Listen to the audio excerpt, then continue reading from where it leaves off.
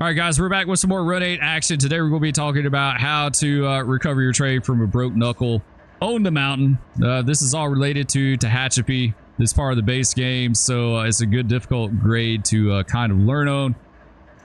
We're at Rowan. We're at the south end of Rowan. And the way we're going to do this is we're going to pretend like the dispatcher just had us hold the main here at the south end of Rowan.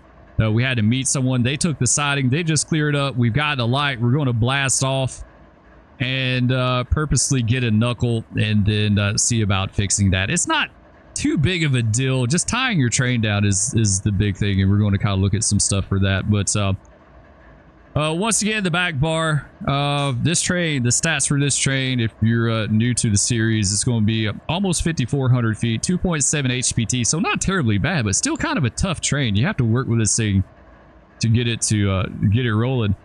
She's 10,067 tons, 110 tons per operative brake, 67 loads, 24 empties, for a total of 97 cars. So yeah, pretty decent train. There's nothing to sneeze at. Let's go back to our, there we go.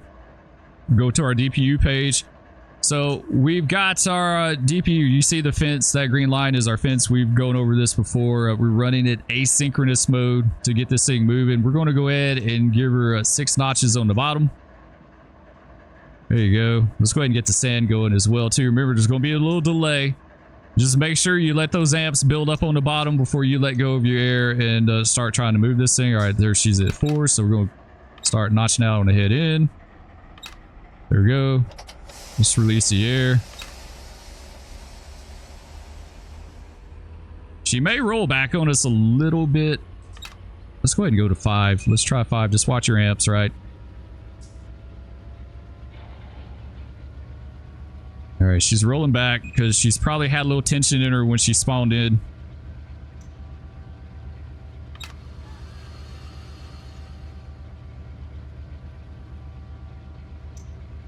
It's going to take her a minute. The brakes aren't released yet, so they're kind of working on it.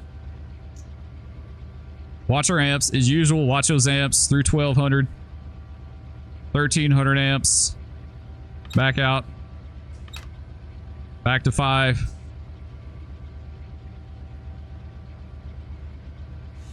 All right, through 1300 again. Back out. Back to 5. Go ahead and give her another notch on the bottom.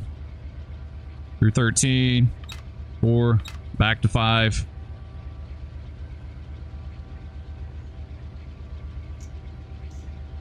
There we go. We've got it rolling pretty good now. All right, let's go ahead and get a knuckle. Let's go to 6. And for whatever reason, we've got distracted, right? We're not paying attention. There you go. She's through 1400 amps. Ooh, 1450, 1460 looks like where we got our knuckle. Bail her off if we can. There we go. All right, so we got a knuckle right behind our consist. Let's go ahead and do full independent. And we'll reset our brakes. So if you look down here at the bottom of the screen, it says move train brake, handle, your big brake, right? Your automatic brake, your big brake. I like to call it big brake. To suppression or emergency. So we'll just go to suppression. There we go. And it says we can release it in roughly a minute. So let's go outside and we'll look at our train. So yeah, we did get our knuckle right behind the consist. Knuckle is going to be on the train side. We did that. Let's go ahead and close our air out.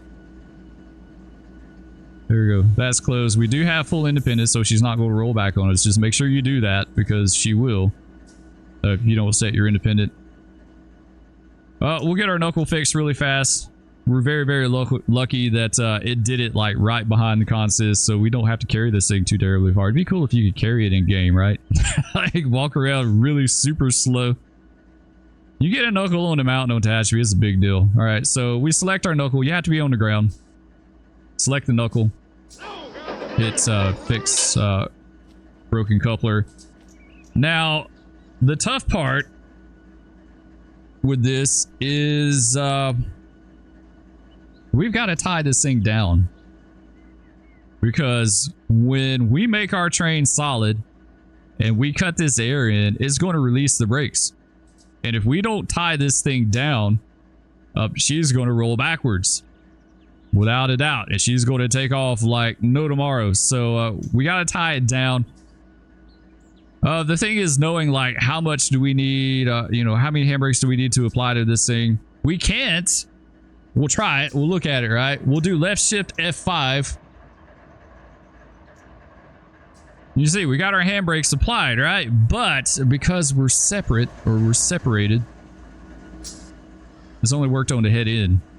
So we got to apply all these manually. So let's F5 the handbrakes back off the head end. There you go. It's good. All right, set reverser neutral. Move train brake handle to release. So let's go back to release.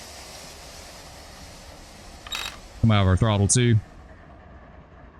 See, independent is set. Just make sure that, like, it's very, very, very important to have your independent set on your head end.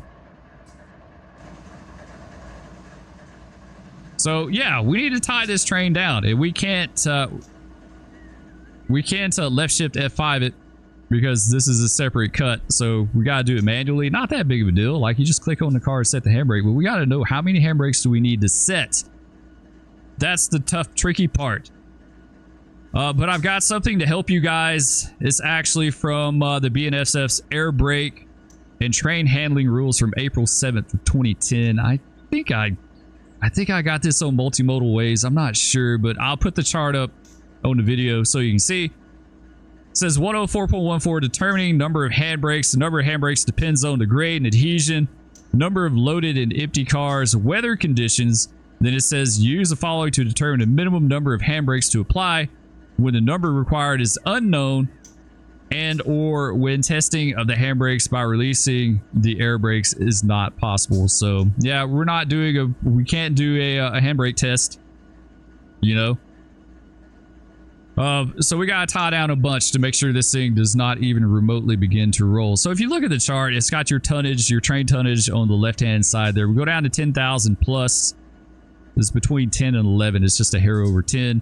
Then we go over to the right to the grade. So the grade right here, it says 2%.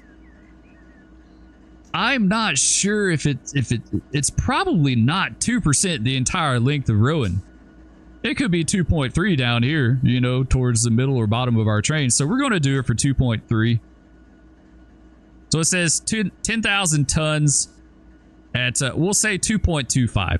2.25 is 50 handbrakes, and this is true to life, guys. And I've read this, people that are railfan know Tehachapi own train orders and made like reports and said, oh yeah, such and such train got a knuckle or something, and you know, they spent an hour tying on handbrakes or whatever. Like, this is legit. So we've got basically 50 handbrakes that we need to tie down. So we're going to go ahead and get started doing that, and we'll catch up in a minute.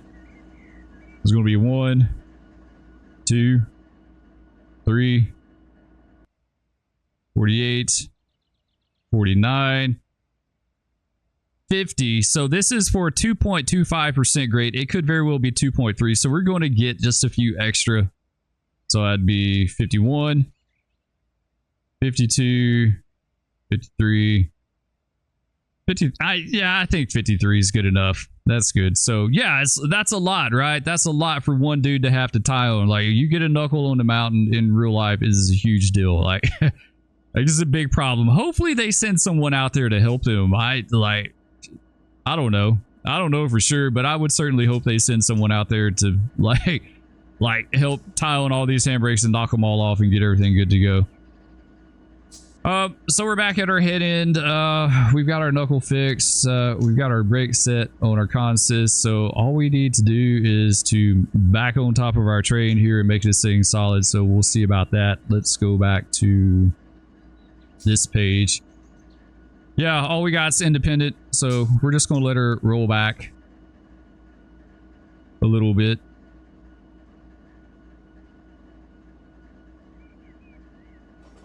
There we go. Just watch our speed. We don't want to give our engineer whiplash.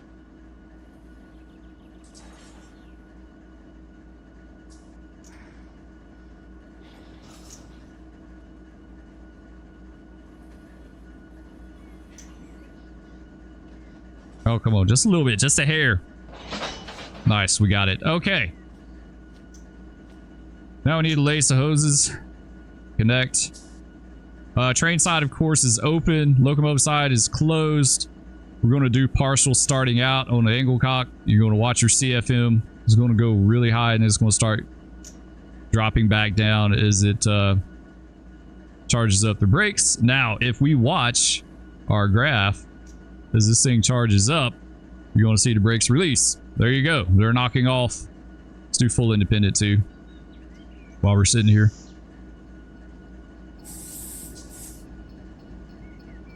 There you go. They're starting to knock off. What's our CFM? 96. We want it to get below 60 before we open it up all the way. Let's go ahead and crack the throttle through a few notches here, like 4.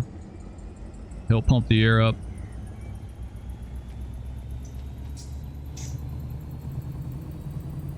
There we go. Let her do her thing. All right, while that charges up, I've gotten a few knuckles in real life. I've got 2 or 3. And the thing, like, the thing about getting knuckles, like, in game compared to real life is that the way I consider these knuckles in game is that they're all 100% good.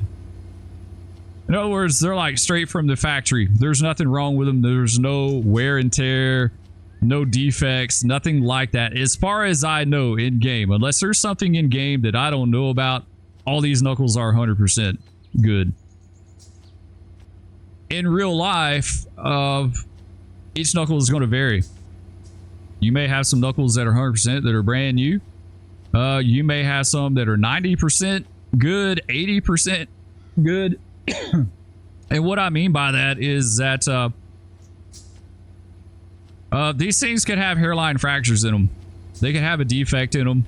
And that would make it more susceptible to failing than a completely good knuckle, if that makes sense. So, you know, if you've got a knuckle that's 80% good, it's got a 20% fracture in it, then it's 20% more likely to fail than a 100% knuckle, right? Just basic math looking at it that way. So that's not replicated in game. You know, if you get a knuckle in game, it's all you. This is the way I look at it. It's all you. You did that. In real life, if you get a knuckle, it may not necessarily be your fault. You just found one that was weak. You might have a little slack run out or something that really, like, in the scheme of things, wasn't that big of a deal, but it was enough to find that one bad knuckle and pop it. So it would be cool if the game had like varying degrees of knuckle condition on your cars, right? So in other words, this knuckle may have a 20% chance of failing, or 10% chance, or 5% chance, or whatever, you know, and this one is completely good. It's like it's fine. It has a 0% chance of failing unless you just exceed the limits of the knuckle itself. But you got to hit those hard limits before it'll fail. This one, if it's got a 5% chance to fail, then, you know, you might be able to only hit 95% of the limits of this knuckle before it fails. You know what I'm saying? Like, that would be really cool. It would make it way more interesting, because then you could just be running your train along, going through some hogbacks, especially on the fits. Going through some hogbacks or something. You got a little slack running in and out. Next thing you know, you've got a knuckle. You know, your air goes down. You've got a knuckle back there. So let's see, what is she doing? CFM is down to 30. So yeah, the brakes have pumped up. I hope that makes sense, what I was talking about with the knuckle condition. Like I said, I don't think the game replicates that.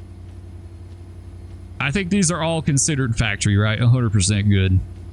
Like, they've got a hard top end limit as far as coupler force that you can exceed, and it'll break it every time, but nothing, you know, like I said, some may be less, some may be the top end in real life. All right, there we go. Let's draw some air down. Let's go back to idle. Draw some air down. We want to make sure we get a really good set up under it.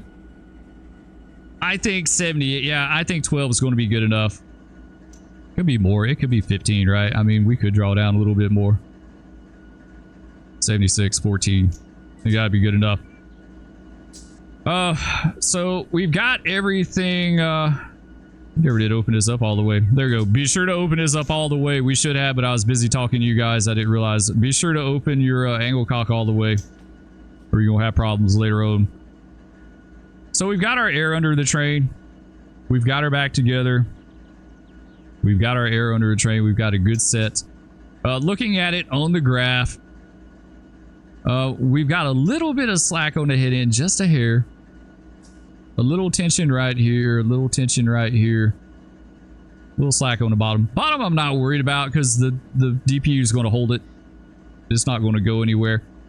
This little bit of green right here is what I'm a little bit wary of, because basically when I open up the throttle and you come out of the independent, you want to make sure that you don't jerk that little bit of slack out of there and get another knuckle. You know, that's going to be the big thing. This tension right here may roll us back just a tad. We'll see when we get going, but it could very well roll us back a little bit as the train kind of settles, but we'll see. Either way, we've got what, 53 handbrakes to release. So now at this point we could F5 these off if we wanted to, but for realism, we're just going to do it by hand and we can skip through it in the video. Do however you like. If you want to F5 it off, be my guest. If you want to do it realistically, go and knock each one of them off, right? All right, we should be coming up to our last few handbrakes here. This should be the last one. No, one more. Keep going. Okay, that was released. I like to check a few past, right? Just to make sure. Check a few past, make sure that they're all released. Okay, so we're good. All the handbrakes have been knocked off. Train's holding. We're ready to blast off. Oh, we still got a handbrake. Never mind. We got a handbrake somewhere I gotta find.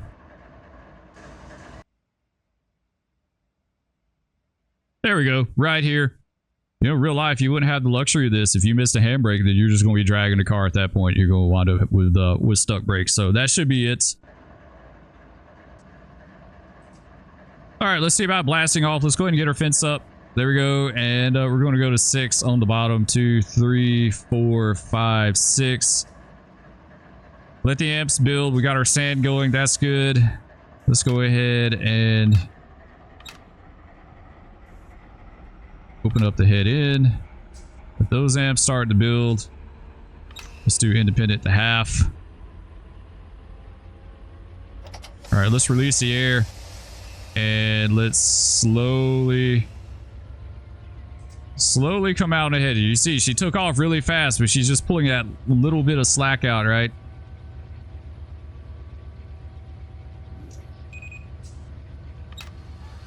Oof, yeah, I don't like it when she does that.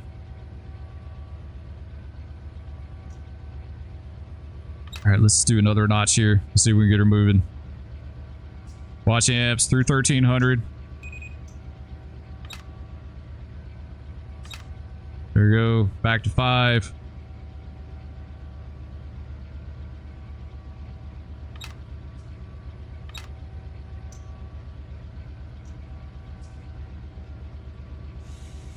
Keep working the throttle.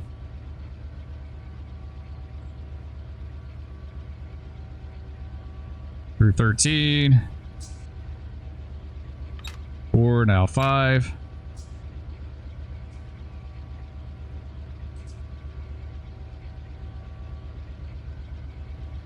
Four, now 5. Let's keep going back and forth. Just watch those amps. You could, like, I've gotten a knuckle as low as 1300 amps before too. It just depends. They're kind of flirted with 14 a little bit ago, but okay, we should be good now as we're getting close to 8. We should be able to stay in number 5. There we go. Yeah, okay. Let's give her another notch on the bottom. 7. We know we're moving. We can look down the tracks now. Here we go. 1150 amps. We can go ahead and go to 6. So yeah, around 1150 is what I like to notch out, and you know you don't really have to worry about exceeding like 1400 amps. Yeah, she got about 1300 and drop back down.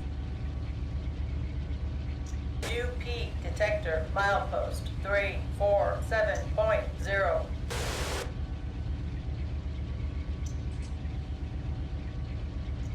There we go. One more on the bottom. One more on the head in. So 8 on the bottom, 7 on the head in.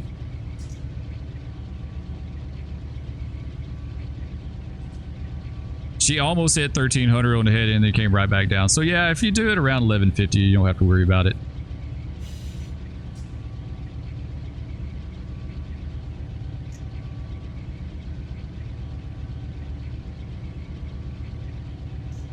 $1160. Let's go ahead and give her 8 on the head in. So 8 and 8.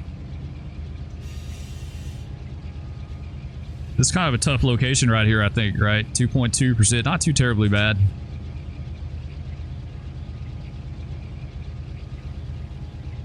We'll keep her in asynchronous. We'll keep the bottom shoving. I mean, you could take the fence down if you wanted, but I'd just leave it up myself.